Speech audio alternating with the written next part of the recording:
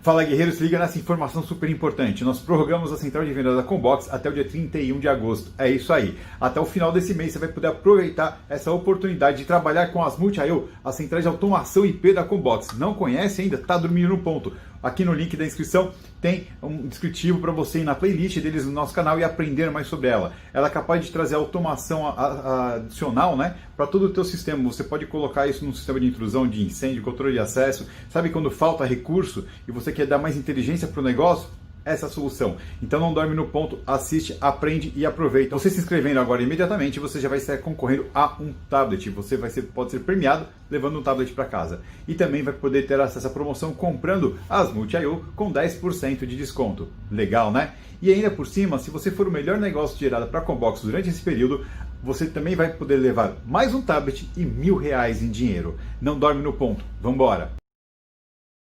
Começar agora mais um Integrando a Segurança dentro do canal do CT Segurança.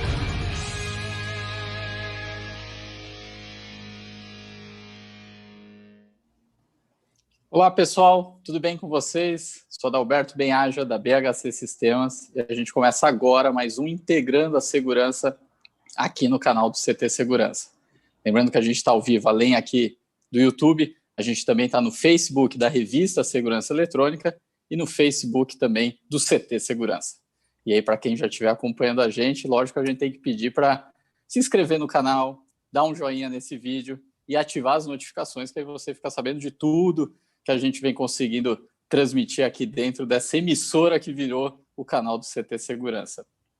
Bom, como todo mundo sabe, todas as terças, às 17 horas, a gente está aqui no Integrando a Segurança, com o objetivo de compartilhar ideias, conhecimentos, de forma que a gente consiga deixar o nosso mercado de segurança e principalmente na fatia dos integradores, a gente conseguir cada vez mais deixar a régua um pouco mais alta, de forma que a gente consiga levar projetos, soluções e atendimento de forma com mais valor agregado para os nossos clientes.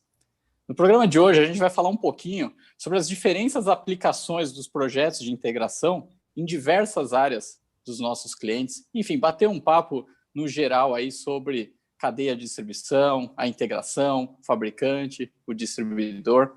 E para me ajudar nesse bate-papo de hoje, eu estou com o Renato Vicente, um grande amigo. Seja muito bem-vindo, Renato. Obrigado. Show de bola. Deixa eu já começar agradecendo um pouco a galera que já está chegando aqui com a gente. O Alan Silva está sempre com a gente, acompanhando. Alan Silva, logo a gente vai fazer contato, viu? Você já respondeu a questão da mentoria, já está sendo analisado e logo você certamente será contatado. É importante ficar aí. E para quem também ainda não se inscreveu, vai lá em CT Segurança/eventos. Tem a parte de mentoria do Integrando a Segurança, onde a ideia é você se inscrever. A gente vai mandar um formulário onde você vai dizer um pouquinho sobre a sua atividade, sobre o seu negócio, e a gente vai depois tentar auxiliar com algumas dicas, com uma mentoria mesmo, de forma que consiga ajudar todo aí o mercado que está com a gente. O Everton Lima, grande amigo, já está aqui. Denilson, Paulo da Qualitec. O Paulo foi o grande vencedor do Instalador SE, o primeiro reality do mercado de segurança. Muito bom ter ele aqui com a gente. Ronaldo Olímpio, o Félix Souza, o Marcos Paiva. Você lembra do Marcos Paiva, Renato? Se lembro. Figura Tá. Inteligentíssimo. Muito bom, tá aqui com a gente também. O Hiro, o Ranier tá aqui, o Félix Souza já tinha falado. Grande Isso. Félix. Muito bom. A galera, conforme a galera estiver chegando, pode ir mandando perguntas. Enfim, pode jogar assunto aqui no chat para ajudar a gente aí nessa conversa de hoje. Bom, Renato, eu acho que o primeiro passo, lógico que quase todo mundo aí do segmento já te conhece, a gente se conhece aí há um pouquinho de tempo já, mas se apresenta para a galera, fala um pouquinho quem é o Renato, o que o Renato está fazendo para a gente, antes de entrar no nosso bate-papo de hoje aí. Bom, acho que quem está 25 anos já de mercado, né, Alberto? A gente viu isso nascer. Começamos lá atrás vendendo CFTV em cima de quad, aí tivemos uma grande evolução um tempo depois para os multiplexadores. e aí passou um período sinistro com as placas de captura, né? Que aí ficou tudo muito instável. O problema é que essas coisas entregam a idade, né, cara? Esse que é o Mas problema. a Barba Branca também entrega. Entrega, né? Entrega. Quando eu te conheci, você tinha o quê? 26 anos? 26 25, anos. 26, é. Na Não que eu frente tenha de uma, muito mais que isso agora, mas... na frente de uma fábrica, em Cubatão, 8 horas da manhã, visitando a fábrica. Verdade. E A eu gente se conheceu... era fabricante na época, né? Verdade. E isso que é o legal, tudo é uma questão de resiliência, né, Adalberto? A gente vai aprendendo na vida conforme a gente vai... Tem muito fracasso também de projeto nisso, né? Acho que foi esses erros do começo que a gente vai aprendendo que deixa a gente um pouco mais resiliente e ter aí os pés no chão para também poder projetar um futuro com relação ao mercado de tecnologia. E nesses 25 anos, passando por fabricante, passando por a distribuição e agora estando no integrador, acho que a gente tem muito bom papo para conversar. Eu queria falar muito mais, mas o Maurício acabou falando quase tudo que eu queria falar hoje no Café com Segurança. Então, assim, vamos dar metade para frente.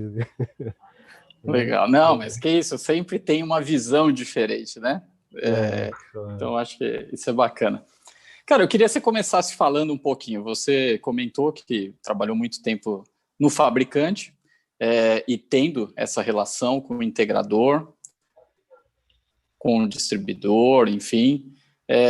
E eu lembro que um ponto que você sempre comentou comigo, e inclusive foi assim realmente que a gente se conheceu, e quando a gente se conheceu, para a galera que estiver assistindo, num primeiro momento eu fiquei meio bravo com o Renato. Você queria me bater. Porque ele na posição de fabricante... um pouquinho só não porque eu sou meio magrinho, né? Então acho que não tenho muita competência para isso, mas enfim. Porque ele na posição de fabricante, ele estava ali no cliente final que eu também estava ali visitando. E depois a gente conversando e a gente desenvolveu diversas parcerias e negócios juntos, ele sempre defendeu uma teoria que é que o fabricante tem que estar no cliente final. Inicialmente, essa é uma mensagem que você, né, recebe e fica o integrador, principalmente, eu que sempre trabalhei na integração, você recebe essa informação um pouquinho pé atrás, né? Depois, obviamente, eu escutei um pouquinho mais e concordo com essa visão. Então, compartilhe um pouco dessa visão para a galera que está assistindo a gente, o porquê e como que o fabricante tem que estar no cliente final. Não, isso é uma questão de maturidade da conversa. Eu acho que assim, quanto mais maturidade, quanto mais as coisas forem conversadas e o contraponto for aceito para chegar numa solução, é o melhor dos mundos. Mas é uma questão de maturidade. O integrador, por si só, ele não vende... Se você é um fabricante de câmera, o integrador ele vende suíte, ele vende cabeamento, ele vende serviço, contrato de manutenção, ele vende uma série de coisas que não é só câmera. Então ele tem muita tentação naquele item e pelo menor preço deixar você de canto. E você, como fabricante, conhecendo a solução, o que vende, Adalberto, é o brilho nos olhos. É você saber aquilo que você tem, né? E nada melhor do que você saber aquilo que você tem como fabricante, que conhece o produto que tem. Então, assim, o integrador tem que entender, tem que ter essa maturidade nessa conversa. Isso eu aprendi na Baicon, né, que foi uma escola para mim, que você tem que acordar. Se você não acordar cedo e gostar de trabalhar, aí você vai morrer de fome.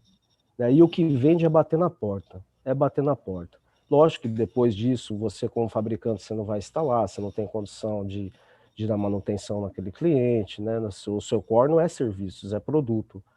E se você quer se manter no mercado, você tem que fazer esse trabalho de conhecer as verticais que você vai prospectar, entender essas verticais, criar soluções e ir para cima desse mercado. E até porque, quando eu entrei nesse mercado de fabricante, até então eu era integrador, né? Isso 15 anos atrás, o fabricante, ele tem um problema que ele fica muito refém daquilo que o integrador fala, mas ele precisa ir no mercado, ver o que o mercado necessita, entendeu? Ele tem que ter esse DNA.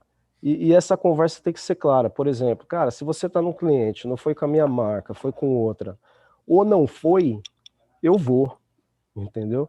E quando a gente estava saindo do mercado de analógico, indo para o mercado que o DVR, na época ele digitalizava essa imagem, ia para dentro de uma rede, ele virou IP, a gente não ficou batendo em cima de empresa de segurança eletrônica, a gente foi em cima das empresas que já eram de TI, que prestavam serviço para essas verticais que nós queríamos vender, e aí trazer esses caras como integrador, e dava mais uma fonte de receita para eles. A maioria era empresa de TI e passou a trabalhar com imagem, né? Então, assim, foi uma junção muito bacana. E para você ter uma ideia disso, isso ficou muito bem. A gente já fazia isso na Barco, para você ter uma ideia, a gente colocou como meta visitar as 1.000 maiores empresas do país, segundo a revista Exame. E nós fizemos isso em 3 anos, e dessas 1.000 visitas nós fechamos perto com 300 empresas, sempre colocando ali ótima taxa de conversão, né? Era uma taxa de conversão bem alta para a época. E o ponto legal disso, né, é assim, que é o fabricante indo para mercado, indo no cliente final, fazer o institucional do negócio, né? Não é que ele ia ali para vender e não utilizar o restante da cadeia, até porque, como você bem disse, o integrador ele tem diversas outras partes que o fabricante não tem, não porque ele não pode ter, porque se o fabricante quiser, ele tem, mas porque não é o core do negócio, que é a parte de serviço, a parte de mão de obra, a parte intelectual, né, a parte de desenhar o projeto, mas o fabricante ir no cliente final para falar do seu produto, para mostrar para o cliente que o produto existe, para criar cultura na cabeça do cliente de uma determinada solução. Isso é produtivo. E aí você falou uma coisa no começo que eu acho que vai muito de encontro realmente com o que eu penso, que tudo é questão da maturidade do mercado, das empresas e dos profissionais que estão no mercado. Então, que é aquele negócio, o fabricante está lá no cliente final, cara, esse cara está querendo atrapalhar toda a cadeia e tal. Não, tem que ver como ele está lá, como que ele está na frente do cliente final. Se ele está indo fazer institucional, na hora que o cliente for aculturado sobre comprar aquele produto, ele vai precisar do integrador para fazer a aquisição, para fazer a implantação, para fazer a manutenção. Ou seja, o fabricante fez o papel institucional e alimentou toda a cadeia de negócio, certo? Exatamente. E, inclusive o dele. Perfeito, inclusive o dele. É óbvio, ele não ia fazer inclusive isso só porque o dele. É bonzinho, né? Não é porque ele é comunista. Ele fez, inclusive... Altruísta aí, né? É altruísmo, né? Ele fez, inclusive, o dele.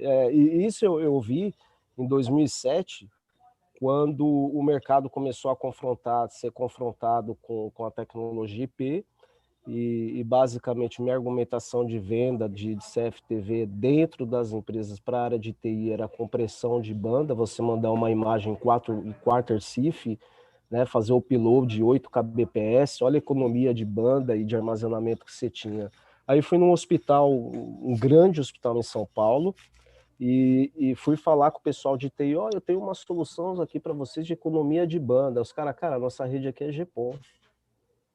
Eu falei, como assim GPON? Mas vocês não querem economizar? Cara, a gente tem GPON aqui, trafega em giga. E o que a gente está buscando, inclusive vem um fabricante europeu aqui, e a gente está buscando hoje imagem Full HD, em quarter CIF, em CIF, né? Não em quarter CIF. Né? Começou a me dar uma aula sobre imagem, né? Sobre as possibilidades do ganho da alta resolução e do armazenamento dessa alta resolução. E naquela hora eu falei, cara, eu preciso sair desse mercado analógico e vender câmera IP urgente, porque o discurso mudou. Isso você vê. E aí esse é um ponto legal, que o vender câmera IP, isso também é um cuidado que a gente tem que ter, que não é simplesmente... Porque às vezes a gente vê a câmera IP, só que o integrador, o instalador, simplesmente está deixando de vender DVR e colocar NVR. No lugar de câmera analógica, ele põe câmera IP. Ok, é um projeto IP. Mas a solução IP, ela traz todo um complemento aí de componentes que a gente precisa considerar, né? Porque aí você começa a falar de rede, você começa a falar do tráfego da rede, você começa a falar de performance da rede, você começa a falar de proteção dos dados, você começa a falar de você entrar na rede do cliente ou não, você começa a falar de VLAN, ou seja, você começa a falar de diversas outras coisas que no mundo analógico não existia a necessidade de falar disso, né? Exatamente. Aí, como que você vê isso, como nós, integradores, vamos fazer um pouco de meia-culpa aí, olhar como está o mercado. Como que você acha que a gente está caminhando nisso? O que a gente, de repente, está escorregando um pouco, ou se não, estamos caminhando bem, ou até dica que você dá para a gente conseguir contribuir com todo mundo aí do nosso mercado de integração? Cara, não é simples. Você fazer um projeto IP é uma coisa extremamente complexa, né? Primeiro, assim, a câmera, o que define a câmera e o preço, mas todas são Full HD. Mas uma custa 5 mil, a outra custa 300 reais. Ambos vão te dar uma imagem Full HD. Agora, e o processamento que está por trás disso? A compressão desses streams em H265, né? Como que você vai trabalhar esses streams, o processamento disso, os analíticos que você vai rodar ali dentro. Então, isso faz uma diferença muito grande no que você vai entregar para o cliente e, principalmente, como você vai rodar isso dentro dessa infraestrutura. Por exemplo, uma vez eu peguei uma situação que eu estava no projeto com 500 câmeras. Imagina você precisa comprimir essa imagem. Aí o meu concorrente, ele tinha uma imagem que era um pouco mais clara do que a minha. Pô, fundamentalmente que faz essa imagem ficar um pouco mais escura é a obturação do shutter de obturação, que você tira um pouco do branco dessa imagem e o ganho que você tem de compressão do zip stream dentro de uma rede e o próprio storage faz total diferença. Então, você está pagando um pouco mais caro na câmera, mas você está ganhando num monte de quesitos, numa série de situações, de switch, de você colocar um barramento ali um pouco menor, servidor, né, economizar de servidor, de processamento, de storage, isso muda tudo o preço da câmera. Não é uma imagem só Full HD não que você está entregando ali para o cliente. E se você não conseguir colocar isso para o departamento que vai vender o seu projeto lá para o financeiro para pegar dinheiro, você está com um problema muito sério. Verdade. Até falando desse ponto que a gente falou do fabricante, quando vai direto no cliente final e realmente pode criar algumas animosidades aí, o Hiro comenta aqui que, como representante da fábrica da Optex, ele vê essa dificuldade também de o integrador não entender quando o fabricante vai no cliente final. Aí eu vou falar um pouquinho assim, eu sei que isso realmente não é uma situação que tem que ser tratada com certo cuidado, mas eu penso que a saída é, primeiro, quanto mais a gente tiver um mercado unido, a gente vai caminhar para ter uma maturidade dos negócios e a gente vai ter transparência nas coisas, né? E aí, a hora que o fabricante consegue mostrar que ele está ali efetivamente fazendo o papel dele institucional, gerando leads, entregando isso para o integrador, trazendo o integrador para perto, buscando informação do integrador. Eu acho que é a forma que a gente tem de criar essa transparência, essa igualdade de informação e não ter problema com esse tipo de coisa. Porque realmente o fabricante precisa, sim, falar do produto dele para o cliente final, criar a cultura da solução para o cliente final conseguir buscar consumir mais dos integradores, né? Claro, você vê, eu tive uma situação de venda, eu tenho duas situações que eu nunca esqueço. Uma vez a gente fechou um projeto como fabricante, um projeto com uma grande companhia aérea. Nós estávamos 4 horas da tarde na Avenida dos Bandeirantes, aí em São Paulo, um trânsito absurdo. E eu tinha um parceiro de venda, o grande Michel, foi meu parceirão de venda. E aí, quando a gente depois quiser, a gente fala um pouco sobre a cultura também organizacional de time comercial, acho que é interessante, porque eu sempre andei em 2 em venda quando eu era fabricante, sempre tinha 2 pessoas ali, isso era muito importante na hora do convencimento e usar técnicas de PNL e uma série de coisas funcionava muito bem. E aí nós estávamos no meio ali da avenida, aí eu virei para o lado, Michel, a gente já visitou essa empresa? Ele falou, não. Eu falei, por que a gente não vai aí agora, nesse exato momento? Ele, peraí, vamos tentar achar quem é a pessoa que decide. Pegamos o telefone, paramos na frente ali na Bandeirantes, ligamos para a empresa, olha, descobrimos a pessoa responsável, aí, pô, você pode atender a gente, estamos aqui no trânsito, 30 minutos, a gente tem uma solução super bacana para você, até porque eu pegava aeroporto, pegava avião, E uma vez quebrou a impressora, a moça não me deu o ticket do bilhete. E me deu com outro nome. Só que eu passei na normal, entrei dentro do avião e fui embora para São Paulo. Aí eu pensei, cara, esses caras têm um problema muito sério de segurança, né? E na época a gente tinha uma solução chamada POS, que é aquela solução de você capturar dados de impressora. Ah, do PDV, né? No Do ponto de venda, PDV, e pegava na você imagem. colocar na imagem. Então, assim, Perfeito. e quando a gente fala de integração, né, a gente pega esses dados, e isso é usado, inclusive, para controle de acesso. O Félix, que está com a gente, é um dos mentores disso daí, na CTC na época. E resultado. E eu falei, cara, esses caras têm um problema muito sério, a gente tem como resolver, né? Porque eu consigo, com os dados da bilhetagem, pegar essa informação, colocar um trig na imagem, e depois de 30 dias, eu com o nome Adalberto, saber em qual check-in você passou, e a gente tinha uma solução para resolver isso. Falei, Michel, vamos parar agora, falar com esses caras. Resultado, o cara nos atendeu numa sexta-feira, o cliente nos atendeu numa sexta-feira, e ali a gente, um mês depois, vendemos 800 DVRs para o Brasil todo.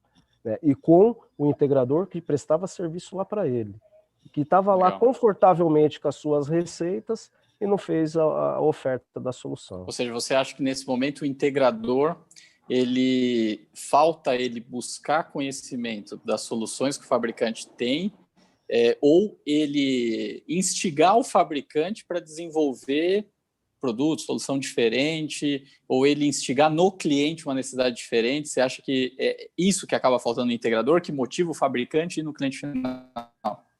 Na verdade, Adalberto, o integrador, ele já tem muito o que fazer. O integrador, ele tem que vender, antes de você ser uma empresa que concorre vendendo produtos, você concorre vendendo a sua empresa, vendendo você como serviço, seu time, a sua organização, aquilo que você está inserido.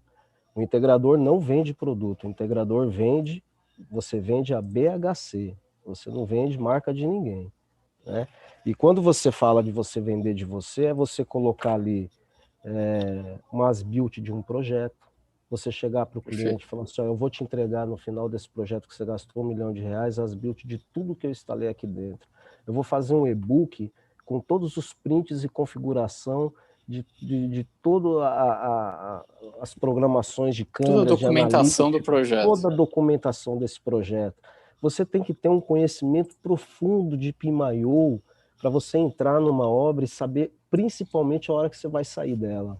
Né? Quantos clientes ou integradores você vem entregando esse nível de serviço para o cliente saber que você vai instalar um produto em 30 dias e no 20º dia que você apontou que a sua equipe ia estar lá no 20º andar passando o cabo tal e os caras estão lá. Então, se o integrador não tiver esse nível de preocupação daquilo que ele entrega como serviço, não é função dele argumentar ou querer ser o melhor na parte de produto. Isso é função do fabricante. Ele tem que vender a si mesmo o seu serviço, garantir a sua recorrência naquele cliente e assim caminha. Esse é o meu ponto de vista. E aí, como fica a distribuição nisso tudo? O fabricante, o integrador, e aí tem o distribuidor no meio disso. O mercado de distribuição... O que você acha? O mercado de distribuição está passando uma grande reviravolta, né? Tem empresários hoje no país e distribuidores que mudou o conceito completo do que é distribuição. E esses caras são os verdadeiros fenícios do mercado, né? Eles não só pegaram o mar revoltos, mas acharam um continente do outro lado, como também os fenícios inventaram os números. E eles hoje não vendem só a questão de tecnologia. Quando você tem uma venda as a service, você está falando de números. Se o empresário, o pequeno e médio integrador, não entendeu que tem uma empresa ali financiando ele e que vai dar recorrência de determinados produtos para ele vender serviços e serviços e serviços dentro.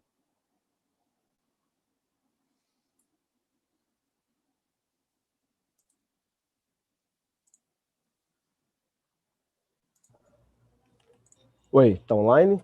Deu uma caidinha aí, né? Deu uma caída. Então, o mercado de distribuição, enquanto todos ficaram confortáveis em suas ilhas, alguns foram para mar aberto e acharam o continente. é fundamental o mercado de integradores entender o que é e saber fazer conta, o que é a política as a service. E o A gente distribuidor... teve aqui... desculpa pode ir. te interromper, o distribuidor é o que mais está tomando... É triste o trabalho do distribuidor. Primeiro que ele é encarado como entrante no meio do negócio. Mas já conversei com a fábrica. Mas, cara, o distribuidor é o cara que vai financiar o seu negócio. Se você soubesse a complexidade logística que é você importar para esse país, trazer equipamento para esse país, tudo legal, tudo é extremamente complexo essa operação.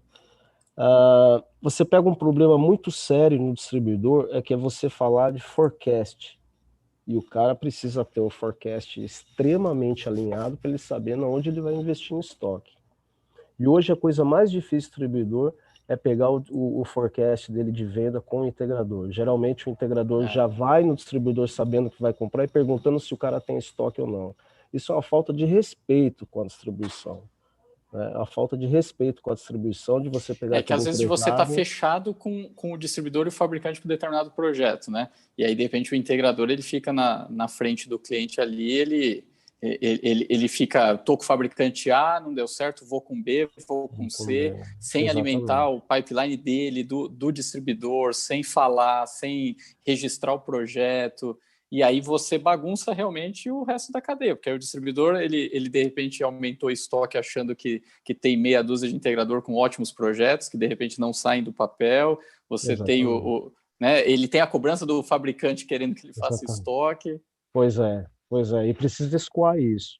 Verdade. Precisa escoar. Agora sim, eu estou vendo um movimento, eu acho que está atrasado, já era para estar isso há 3 anos, se o integrador ele vem nessa coisa de querer preço e não quer entrar dentro desse processo, porque você pega, olha só que situação, você vai no fabricante X, você faz um registro de projeto, aí o fabricante, cara, qual que é a responsabilidade dele? Estar contigo.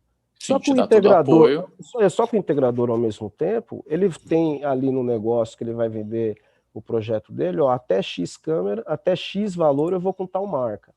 Até X eu vou com tal marca, ou high-end eu vou com tal marca. Só que ele fez registro em 3 fabricantes. A liberdade que ele tem, entendeu? Ele tá tranquilo, né? Ele tá tranquilo. Se o fabricante não fez o dever dele lá na ponta, essa operação tá completamente...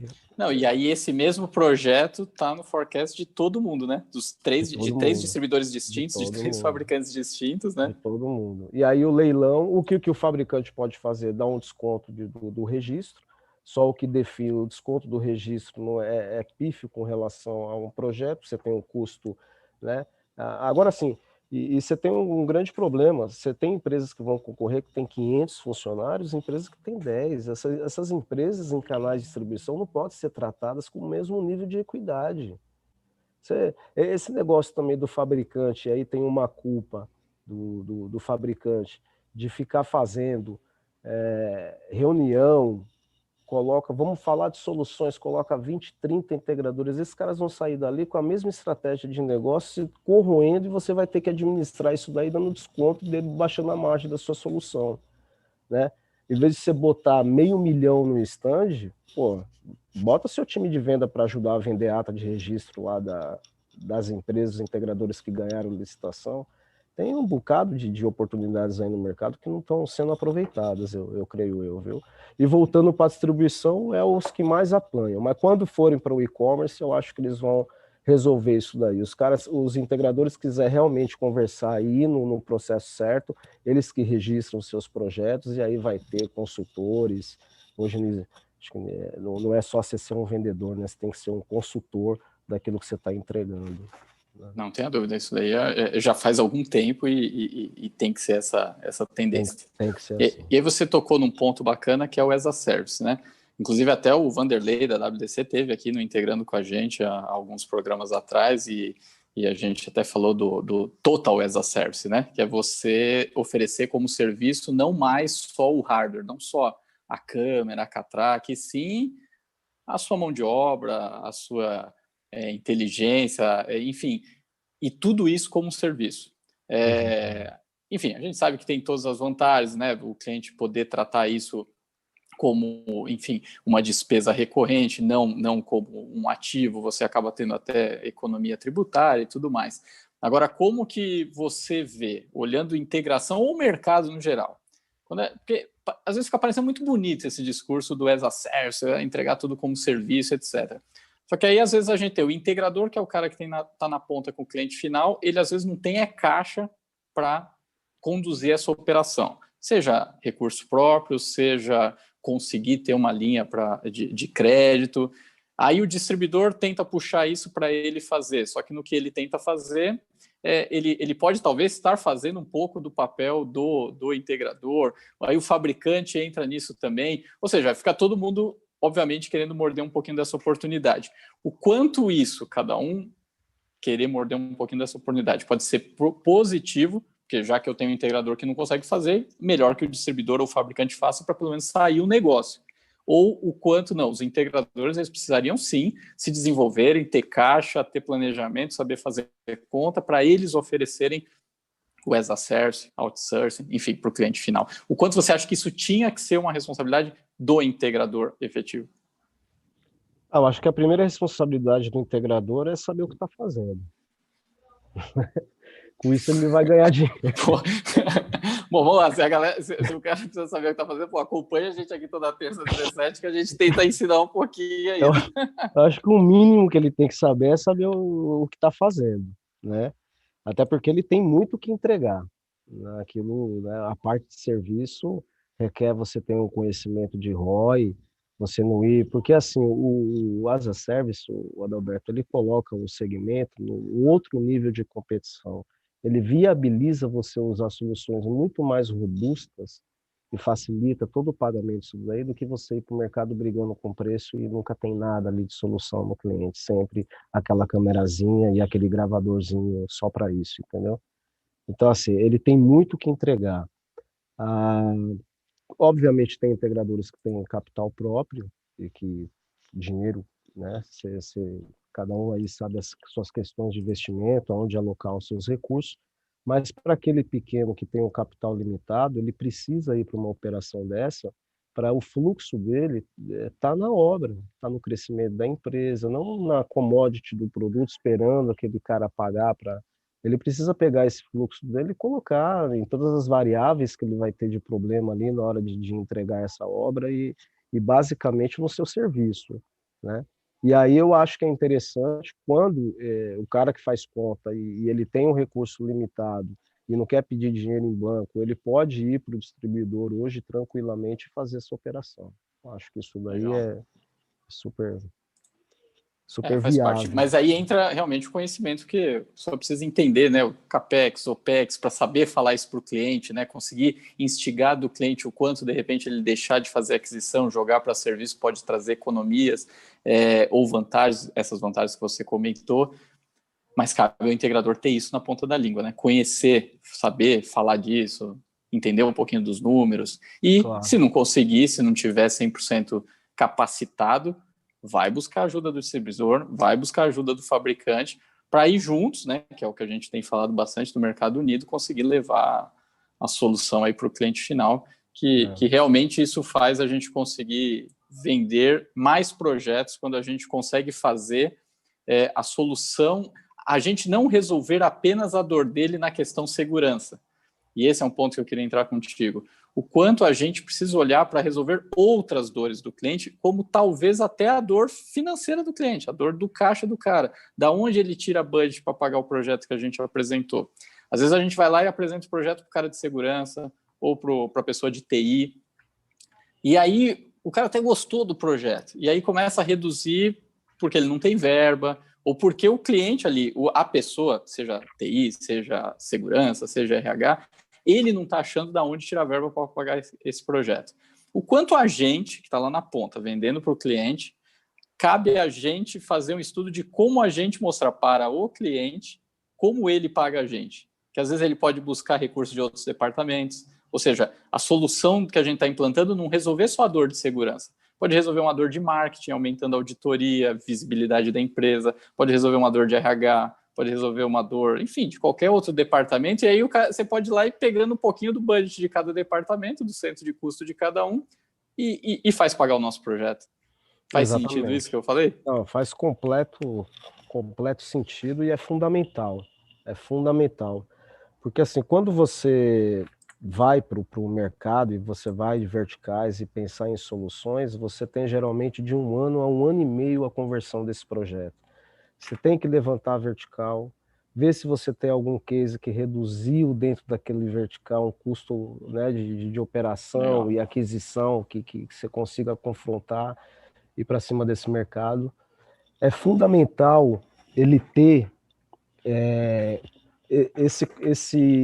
dentro desse aspecto, quando você vai vender a imagem, você não tem só aquela imagem para a área de segurança, que geralmente é a área que menos tem um budget, né? Você pode colocar aquela câmerazinha que está olhando o relógio de ponto para o RH, para fazer aferição de horas extras, principalmente em prestadores de serviço que não são orgânicos. Enfim, você tem como trazer, por exemplo, a imagem dentro. Vamos falar de um segmento muito específico que eu trabalhei bastante tempo, e até hoje no Nordeste aqui eu não vi eles se movimentarem nesse sentido, que é você trazer a imagem de subestações elétricas para dentro do setor de segurança. E hoje com o sistema IP você consegue pegar esse stream e colocar dentro de um sistema de automação. Geralmente Legal. O pessoal de engenharia e automação tem muito mais budget ali do que o próprio departamento de segurança, né? E existe, por exemplo, normativas dentro desse setor que já apontam nessa direção de você não expor o operador ao risco, né, de uma subestação elétrica. Quando você dá um telecomando de automação, você tem aquele stream da imagem dentro do sistema supervisório. Então, assim, isso é fundamental para você encarar essas verticais também com uma ideia de segurança, vender a imagem, mas compartilhar isso dentro de vários departamentos que pode fazer uso para treinamento, segurança do trabalho, RH, automação. Você tem várias empresas ali que você chama esses times no momento dessa prospecção, dessa visita, e mostra para eles o que eles podem fazer com a imagem em geral, né? Cada um usando ali para o seu setor. Acho que isso é fundamental, buscar budget dentro das empresas, nessa narrativa, viu, Adalberto? Isso deu muito resultado. Perfeito, mas faz todo sentido. E aí, quando você falou até de normatização e tal, enfim, vamos lá, nosso mercado é razoavelmente desregulado, certo? A regulação, a gente até vem tentando buscar ela muito mais pelo mercado, pelo cliente, do que por alguma legislação e tudo mais. O quanto isso você acha que favorece ou desfavorece os negócios? Até a gente conversou um pouquinho antes, sei lá, se a gente pegar o mercado, né, dos Estados Unidos, onde tem tem mais segurança, né, é menor a insegurança, e se vende mais projetos do que aqui. Ou seja, então, o mercado de segurança não está atrelado à insegurança, quer dizer, está, mas não em percentual alto como a gente costuma achar, né? Não está relacionado à questão violência, né? Não está relacionado à questão da violência. Se fosse assim, nós seríamos os maiores vendedores de câmera do mundo, né? Com os índices que a gente tem aqui no Brasil. Verdade. Né? E assim, aí você fala normativa de segurança, Adalberto, eu vejo há 25 anos análise de risco, agora que começou a se criar uma normativa, porque assim, até então eu sempre encarei a análise de risco como um antisséptico, mas o compliance como verdadeiro antibiótico para as empresas, quando você fala realmente em risco, tá? Então isso é um ponto muito sensível. Traduz melhor isso daí, vai. Vamos lá, repete. Assim, ficou bonito isso. Ficou bonito, cara. Tem umas coisas que saem assim do nada. Você planejou isso? Você ficou não, eu não planejei. Tá anotado aí? Tá anotado, não tá anotado. Isso saiu do nada. Rapaz, mandou bem demais. Vamos lá, repete isso aí que eu quero decorar isso aí. Você, por exemplo, olha o que aconteceu. Isso começou depois da Lava Jato para cá, né? Você vê que as perdas consideráveis dentro das organizações estão em nível de diretoria. O departamento de segurança faz imposto de renda de diretor, ele está subordinado a um diretor, geralmente de RH, onde você vai falar em análise de risco em Israel, por exemplo, esses caras estão subordinados ao conselho deliberativo dessas empresas, nem à diretoria executiva, né? Então, assim, o compliance ele veio para realmente ver as questões de perda. Até então, o que era uma perda para uma empresa? O cara que vai pular a cerca, o cara que tem uma fábrica de chocolate, você está preocupado se o cara vai roubar chocolate ou se seu funcionário vai jogar um parafuso e alguém vai comer aquilo e vai morrer. Perfeito. A diferença, né, o compliance, como ele vem de dentro para fora. Né? Então, assim, se falar em normativa, até na área de segurança, a gente sempre comentou. O que são bases de análise de risco para você? Você tem, antigamente, o fator brasiliano, que era a matriz de Porter, né? Força, fraqueza, ameaças, lá, a matriz fofa. Ele adaptou maravilhosamente bem para esse segmento. Aí você tem algumas variantes aí que você faz análise. Obviamente, esse mercado tem gente que sabe muito mais do que eu de análise de risco. A gente tem gente aí que dá aula de análise de risco. Mas dentro da concepção que eu fiz de percepção desse setor. Aí você tinha a matriz Ishikawa, que é uma espinha de peixe extremamente complexa. Eu já vi empresas usando teoria dos jogos para fazer análise de risco. Então, olha, como então não tinha normativa, cada uma fazia de um jeito. Então, que é o que eu disse, que acaba sendo a normatização pelo mercado, né? Ou seja, de cada empresa, como cada empresa enxerga, como o cliente consome, né? Exato. E agora, nesse exato momento, tem que ser levantado pelo setor uma discussão profunda com relação ao LGPD e como que você vai usar a inteligência artificial e quando a gente fala em visão computacional, trazer isso para a LGPD. É inevitável que isso aconteça, né? Isso, só fazer um brief aqui sem estender demais, isso começou na Inglaterra no século XVIII com o modelo de panótipa, onde você deixava o centro no meio e ficava monitorando os prisioneiros, eles não sabiam que eram monitorados, mas eles entravam dentro de um padrão de comportamento porque eles poderiam ser a bola da vez, né?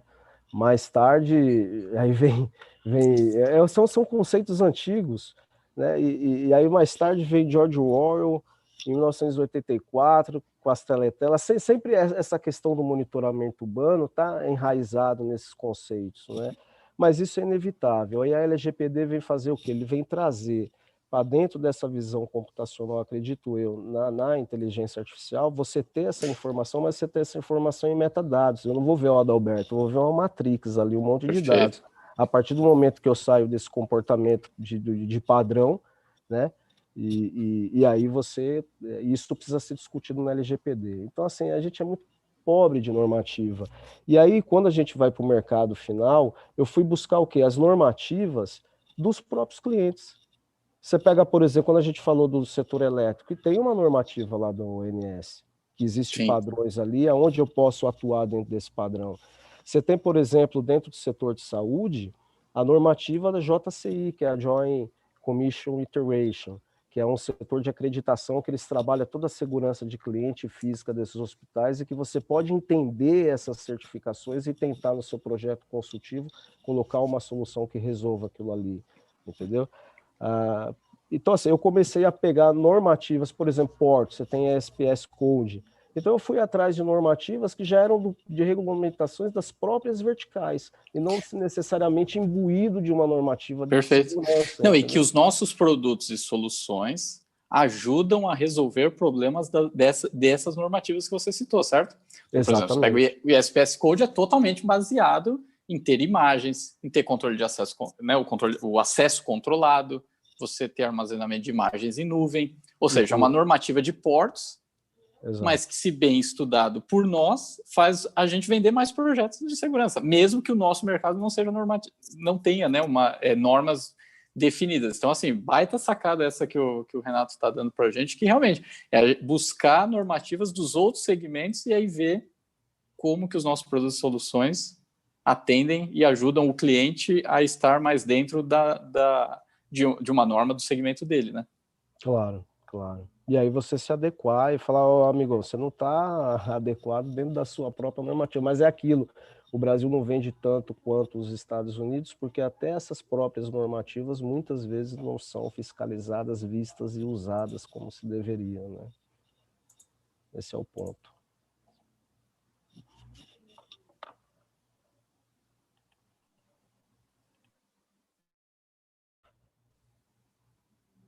Oi, voltou? Deu uma caidinha aí de novo. Tá dando umas osciladas aqui de link. Sem problema. São assuntos complexos, né, Adalberto? Mas são bons, né? Não, tem que ser discutido, tem que ser falado. Com certeza. Eu acho que eu não tenho a menor pretensão de ser o dono da verdade, né? Eu adoro mudar de opinião. Cara, mas você sabe que todo esse movimento que a gente... Claro, e todo esse movimento que a gente tem feito, enfim, dentro aqui do canal do CT, é exatamente promover esse tipo de discussão. Porque, vamos lá, hoje você está na integração, eu estou na integração, quer dizer, a gente é concorrente, certo? Estamos... E ter esse tipo de conversa de forma que a gente consegue sei lá, botar a galera para refletir, nós refletirmos, eu acho que isso é o começo de a gente realmente deixar o nosso mercado mais maduro, claro. O que vai fazer a gente conseguir ter grandes melhorias aí. Agora, vamos lá, e falando de futuro, solução, tecnologia, o que o Renato acredita que vai vir, o que a gente tem que estar de olho aí, é realmente analítico de vídeo, enfim... O que você pensa para o futuro aí, falando de solução, tá? De tecnologia, de produto, como a gente vai resolver as dores dos clientes daqui para frente, no nosso mercado, né? O futuro é lindo, né? Eu não vejo um futuro Black Mirror na área de tecnologia. Eu não... Isso deixa isso pro campo, eu deixo isso para o campo da ficção. Eu vejo um futuro gigantesco para os fabricantes agora. Acho que está todo mundo, você está vendo que está todo mundo meio quietinho. Eu quero ver o que vai sair em termos de inteligência artificial. Né? Você ter câmeras com alto processamento. Não estou falando de analíticos ali, que a gente vive, por exemplo. Cara, qual a diferença de um analítico de linha para um radar? Radar é uma solução. Analítico de linha tem as suas situações, né? Coloca um analítico de linha aí numa rodovia com um monte de farol batendo ali à noite num ambiente noturno. É completamente do ambiente diurno. Mudou tudo. Falou. Mudou completamente, entendeu? E aí você faz uma análise com a variação do branco do pixel, isso é processamento? Agora, isso é um nível de processamento. E um nível de analítico que estão fazendo, tudo baseado ali no campo do pixel. Agora, quando você fala em inteligência artificial, que você está falando em machine learning, que é câmeras fazendo o aprendizado, de você ter um núcleo duro ali no hardware, fazendo a deep learning, que é a análise neural desse processamento, e entregando isso para o cliente, você tem um mercado gigantesco que vai se abrir. Para visão computacional, para o hospital, para você poder fazer comparação de ressonância. Olha o mercado automotivo, o mercado de smart city, o mercado de varejo. Você vai poder fazer aprendizado e trabalhar aquelas informações e entregar muito mais para os clientes. Então, assim, eu estou, na verdade, ansioso para o futuro. Eu acho que a gente já deve estar lá. A gente só não está com a tecnologia disponível no momento, mas a gente já sabe muito bem onde bater e quem buscar. Então, agora, legal, você falou do que você enxerga, agora sem falar de produto e solução. Então, imaginando que o integrador é aquele cara que a gente utiliza o que os fabricantes fabricaram, né? E aí a gente junta com o expertise de mão de obra, de saber onde implantar, como implantar. O quanto você acha que a gente hoje está quantos por cento pronto para isso? O quanto a nossa cabeça realmente já está olhando para isso que você disse. Porque, assim, no Integrando, semana passada, a gente falou sobre analítico de vídeo, que é um ponto que realmente faz sentido, tem mercado, está sendo consumido hoje já isso, mas realmente, cara, não é disruptivo, certo? Quando você realmente fala de análise de rede neural, deep learning, machine learning, isso é disruptivo, porque assim, cara, imagina, vamos lá, quando você vai implantar um analítico, quantas horas de técnico você precisa ir lá para ficar definindo a linha, o pedaço que tem que analisar, e é como você falou, aí à noite é outro movimento, você tem que ficar criando regras, etc e tal. Cara, por que não? Aí eu até questionei isso e eu queria ouvir a sua visão, se você acha que eu estou viajando demais ou isso é possível e está breve. A gente colocar poucas câmeras aí na frente de um condomínio, de uma empresa, deixar alguma máquina inteligente, o robô, assistindo essas imagens, ele aprender o que é normal, o que não é normal, e a partir disso ele começar a gerar os alarmes depois de um tempo que ele analisou, onde ele já vai saber que o Renato chegar acompanhado às 2 da manhã não é normal, porque durante todo o tempo que ele analisou, isso não aconteceu. Cara, o quanto você acha que isso é possível? E se você acha que nosso mercado, a gente está enxergando isso, a gente está preparado para isso, a gente está indo em busca disso? É como o bom brasileiro, cara, a gente na verdade está num momento que alimento para a cabeça não mata a fome de ninguém, né? Então, assim, tá todo mundo tentando hoje apagar um incêndio. Verdade, a gente precisa sobreviver hoje, né? Vender o que querem comprar. Lógico, a nossa cabeça tá pensando o que eu vou oferecer amanhã, mas o que decide é o hoje. Esse é o ponto. Ou seja, essa foi uma maneira sutil de você responder que eu estou viajando. Não, Adalberto, eu acho que vai para esse caminho, eu acho que, por incrível que pareça, quando a gente fala da disponibilidade da imagem, e a gente compartilhando a imagem com outros setores, a gente está falando do uso da imagem. E a Perfeito. imagem para segurança vai ser cada vez mais sem imagem. Segurança não precisa de imagem. Segurança precisa de gatilhos ali na ponta para poder ter uma contra-resposta. Por isso que eu abandonei um pouco a análise de risco. Muitos projetos você tem de fato uma pronta resposta. Eu não consigo entender como empresa de monitoramento consegue mandar uma viatura para o lugar hoje e não faz um acionamento de bomba de fumaça. Eu não consigo entender, entendeu? Então, assim, eu saí desse mercado, deixei um pouco esse argumento, porque eu nunca consegui ver, e é basicamente, quando você fala em segurança eletrônica e você fala segurança para o cliente, o que vai definir o quesito segurança é a contra-resposta, é o gatilho. Então você vê que interessante, cada vez mais a segurança vai ter menos imagem e mais gatilhos para tomar providência, e os outros departamentos de outras empresas que vão fazer uso da imagem para várias outras questões aí, não necessariamente só o quesito segurança, entendeu? Legal, ou seja, cada vez mais a gente vai ter a necessidade de ter um monitoramento ativo, onde... Não precisa da imagem para segurança, precisa do gatilho e a pronta resposta. Essa é a definição de segurança eletrônica. E aí, imagem, você faz o que você quiser com ela, e aí a gente pode viajar aqui no campo da inteligência artificial à vontade. Legal. E aí, quanto você acha que o 5G vai ter impacto nisso? O quanto isso... Porque assim, vamos lá, no que a gente efetivamente tiver o 5G, um dos principais pontos dele é a latência baixa, né? O que faz o tempo de resposta entre comando e realização ser o mais imediato possível. Isso falando disso que você disse. Então, se você pensa cada vez mais, eu ter uma central remota, onde eu tenha os gatilhos e consiga tomar as providências o mais rápido possível. Só que se eu tenho lá na ponta um dispositivo e a gente tem gargalo de infraestrutura, né? Eu preciso fazer essa comunicação chegar na minha central. Ou seja, o 5G passa a ser algo essencial, então, para a gente caminhar para isso?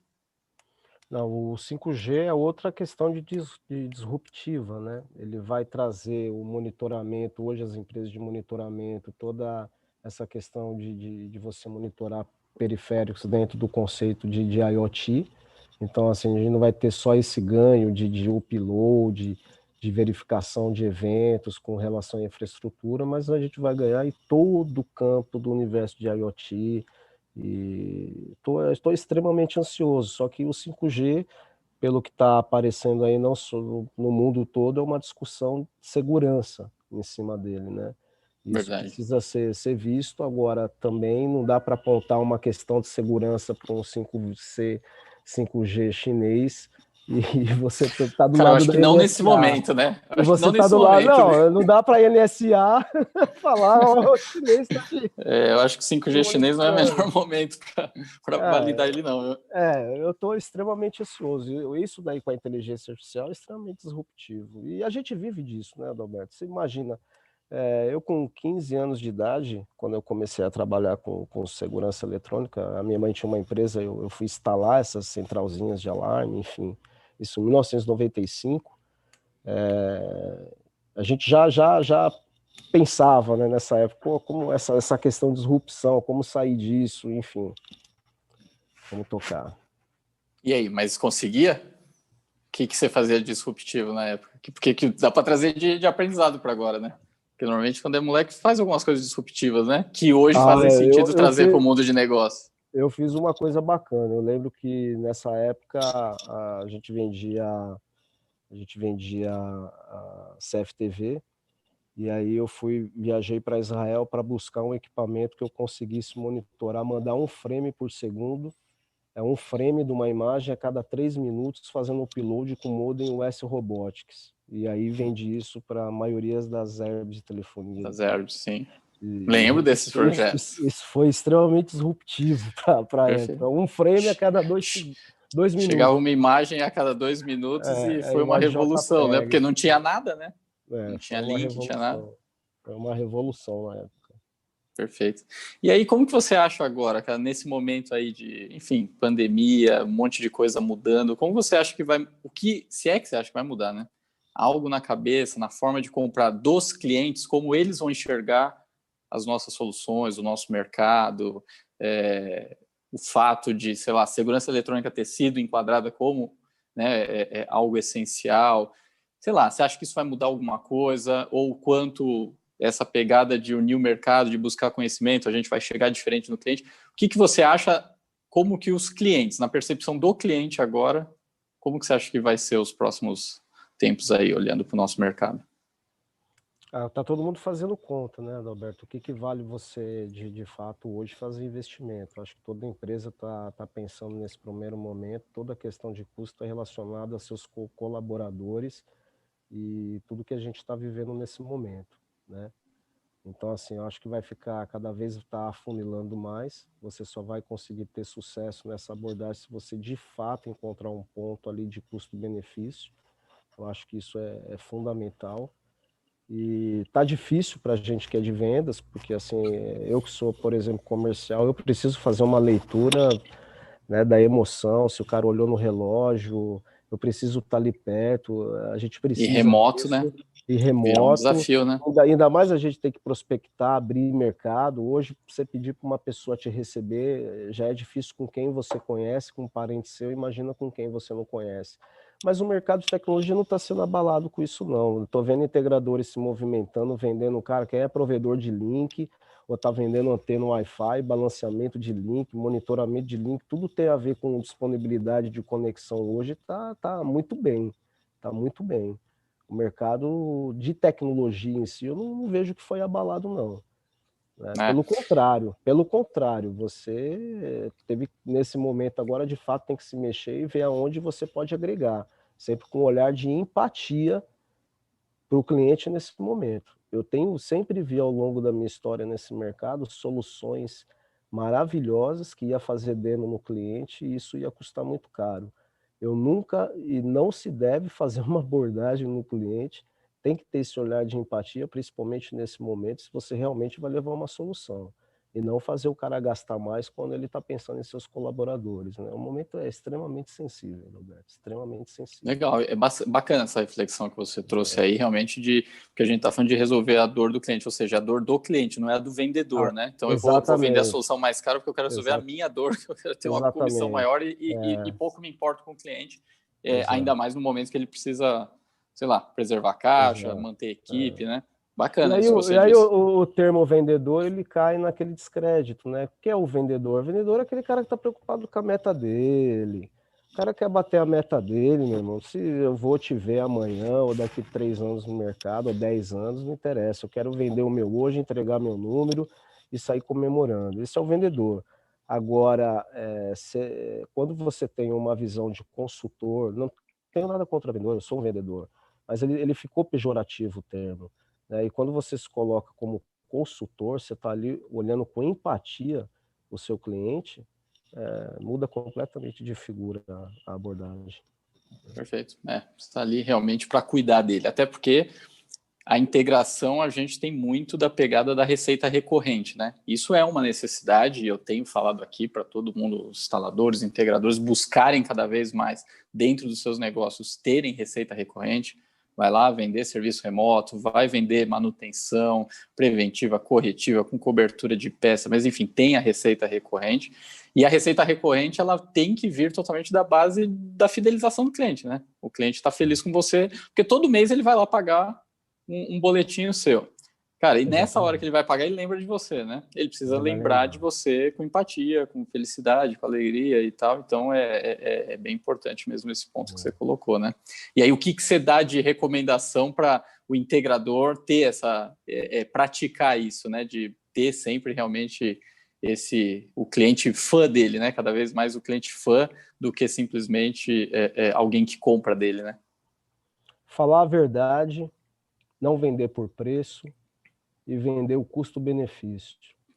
Extremamente, mesmo que a gente às vezes fale besteira ou se expor, mas é importante o diálogo, o contraponto, a discussão, e a verdade, ela às vezes ela até machuca, mas ela não deixa cicatriz. É fundamental nessas relações a verdade e o custo-benefício. Se você está vendendo porque você quer bater sua meta e você está vendendo por preço, você está sendo muito injusto com aquele que está ali te dando atenção, com o mercado, com o cliente, com toda a cadeia. Perfeito. Show de bola. Renatão, quem quer te encontrar, como consegue falar com o Renato? Quem quiser me encontrar, vem para Salvador, me liga. Caraca, que beleza. Uma semana antes, eu vou indicar um hotel bacana e faço um tour aqui em Salvador, um tour de jazz, né? Por incrível que pareça, é um tour gigante de jazz aqui, é muito forte aqui em Salvador, tem lugares maravilhosos, estão todos convidados, eu tô por aqui. Ou nas feiras aí, quando a gente voltar. Quando retornar, né? Ou em alguma porta de fábrica, 8 horas da manhã. Verdade, cara, esse cara nunca vai esquecer disso. Foi muito bacana, cara, que bom rever você, sei lá, realmente eu acho que fazia mais de uma década aí que a gente não se falava.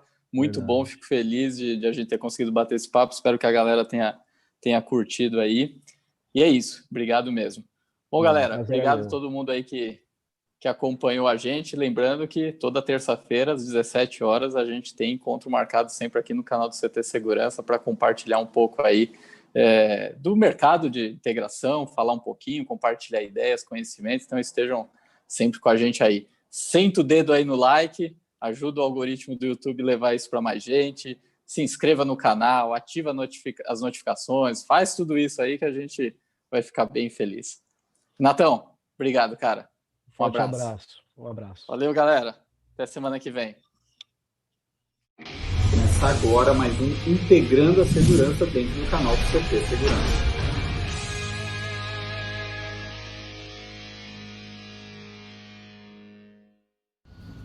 Fala, guerreiros, se liga nessa informação super importante. Nós prorrogamos a central de venda da Combox até o dia 31 de agosto. É isso aí. Até o final desse mês você vai poder aproveitar essa oportunidade de trabalhar com as Multi-IO, a central de automação IP da Combox. Não conhece ainda? Tá dormindo no ponto. Aqui no link da inscrição tem um descritivo para você ir na playlist deles no nosso canal e aprender mais sobre ela. Ela é capaz de trazer automação adicional, né, para todo o teu sistema. Você pode colocar isso num sistema de intrusão, de incêndio, controle de acesso. Sabe quando falta recurso e você quer dar mais inteligência para o negócio?